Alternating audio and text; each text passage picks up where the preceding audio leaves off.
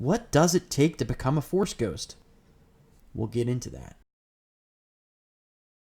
Hello everyone, and welcome to my new workspace. This video is going to be formatted a little bit differently because we like to take risks. December can be a bit of a dry time for people in our field, but most of us revel in our time off. It's a wonderful opportunity to catch up on new media, TV shows, and pop culture. And man, oh man, did I catch up.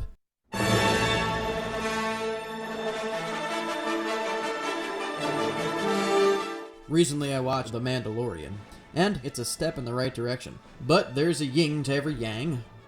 Yang to every yin.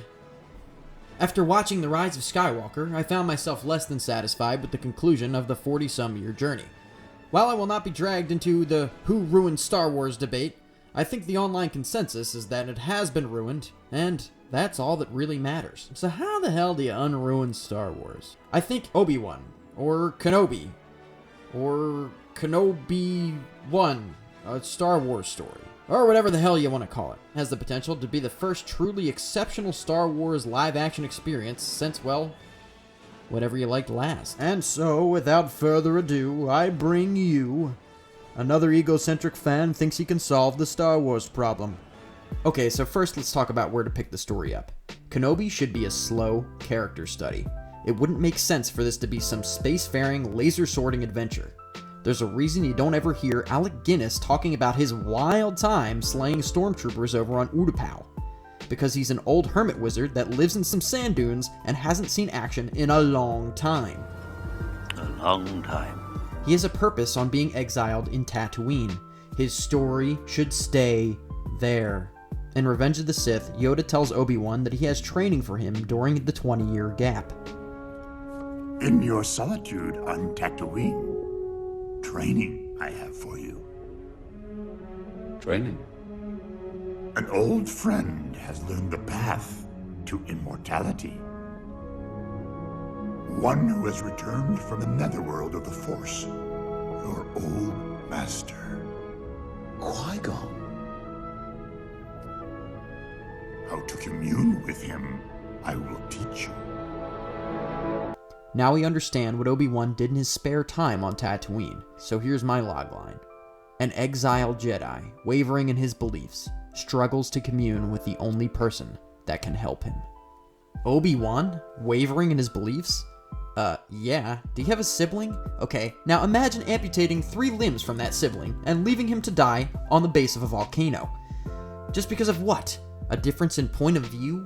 Because some little green dude you last saw 10 years ago told you to? That is some baggage. Also, what a perfect time to bring back the talent of Liam Neeson in his role of Qui-Gon Jinn. Kenobi's personal goal should be to learn what it takes to become immortal. What does it take to become a Force ghost? To me, it takes a self-actualized Jedi. More on that later, so let's focus more closely on his arc. To exemplify the journey Kenobi has to go on, let's take a look at a few lines from the prequels and a few from the originals, and note the change. Now, Lord Vader, go and bring peace to the Empire. I will not kill Anakin. The boy you trained, gone he is, consumed by Darth Vader. You were my brother, Anakin! I loved you! Even after hearing the name Darth Vader and talking to Yoda, he still calls his brother Anakin. Versus, how did my father die? A young Jedi named Darth Vader. He betrayed and murdered your father. You see the difference there? In the prequels, Obi-Wan doesn't even say the name Darth Vader in the script. In the originals, the two are completely separate entities. So he needs to somehow reconcile who Anakin was with what Darth Vader is. Anakin is dead to him. Also, maybe we can add a little bit to the mythos of the Jedi and the Sith. Why are all these guys always talking about points of view? Anakin, Chancellor Palpatine is evil! From my point of view, the Jedi are evil! Well, then you are lost! Versus... Your father, he ceased to be Anakin Skywalker and became Darth Vader. When that happened, the good man who was your father was destroyed. So what I told you was true, from a certain point of view. A certain point of view? Luke, you're going to find that many of the truths we cling to depend greatly on our own point of view. Okay, bad dialogue aside, there might be something worth exploring there. Obi Wan is trying to teach Luke a lesson about how the Jedi see the world, in points of view.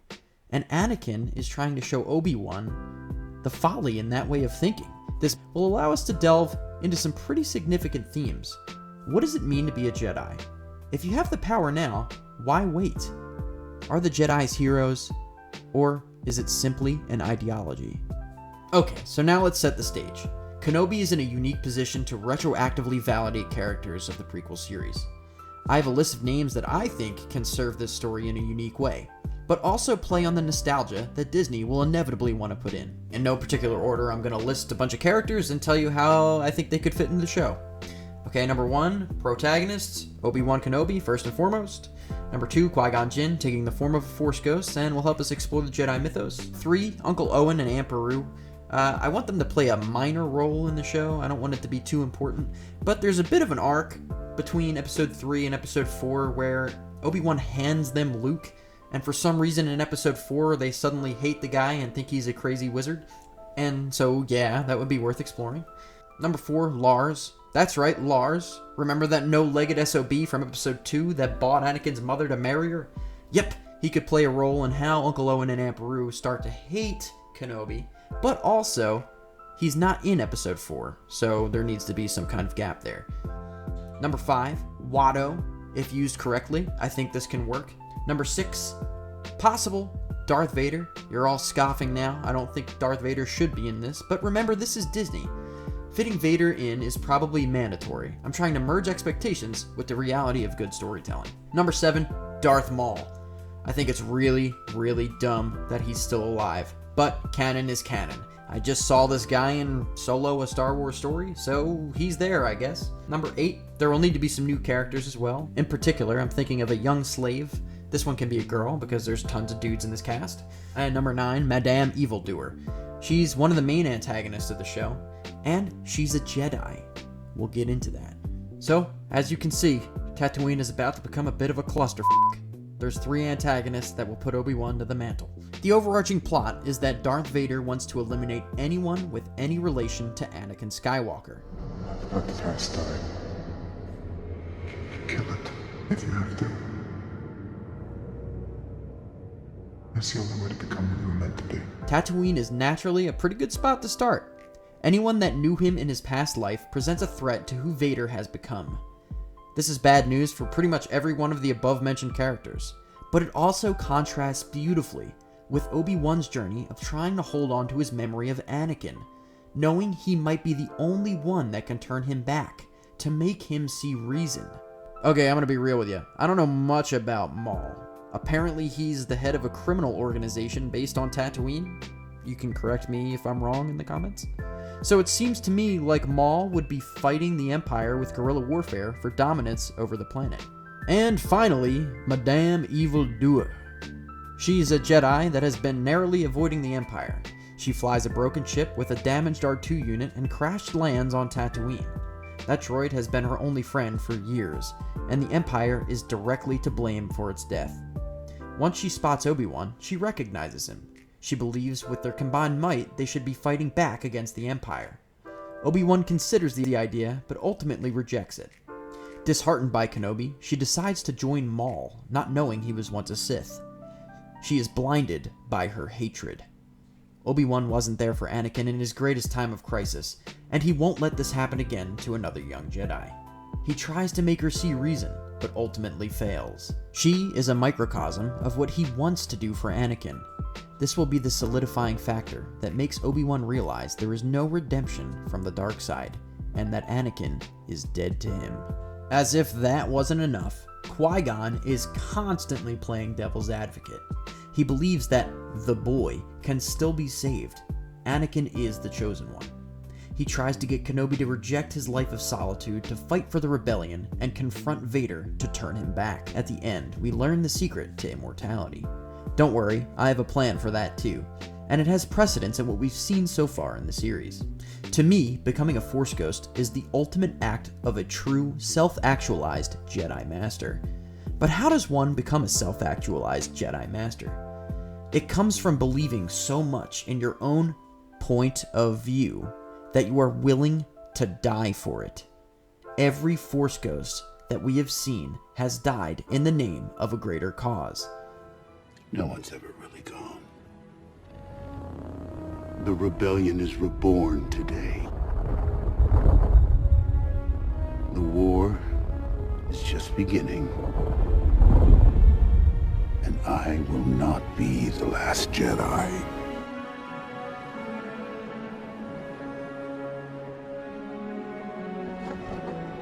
Once you start down the dark path, forever will it dominate your destiny.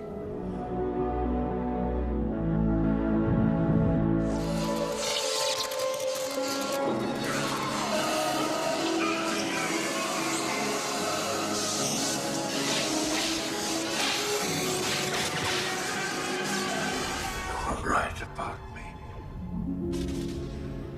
Tell your sister. You've arrived. Promise. Promise me you will train the boy. Yes, Master. He is the chosen one. He will bring balance. Train him. Qui-Gon died believing Anakin was the chosen one, and that he needed to be trained.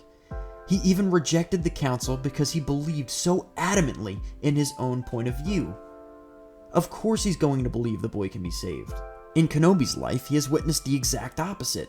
His point of view is that you can't be turned back from the dark side, that Anakin wasn't the chosen one, he can't be saved, and he died on Mustafar, and that his son Luke is the best hope for the galaxy. Told you I did. Reckless as he. Now, matches are worse. That boy is our last hope. Kenobi ultimately rejects his master's teachings and forms his own beliefs. Beliefs he ultimately dies on the Death Star in Episode 4 protecting. This speaks true to the ultimate tragedy that is Obi Wan Kenobi. Kenobi's story is one of failure, both in the prequels and in the original series. As a master, he fails Anakin. He fails on the Death Star and dies to Vader. He fails to see the good in Vader. But his story is not only one of failure. It's a story of perseverance in the face of failure, continuing to breathe and play your role in the universe, whatever it may be. Failure also. Yes, failure most of all. The greatest teacher failure is. Okay, my rant's over. Sorry if you fell asleep. And thanks for bearing with this odd new format. So, clearly I only brushed the broad strokes of the story, but if you're interested in how those minor characters fit in, please let me know in the comments section and I can make a separate video for you. If not, be sure to downvote the hell out of this video so I know never to do this again. Happy New Year, everyone! See you next week. Stay creative.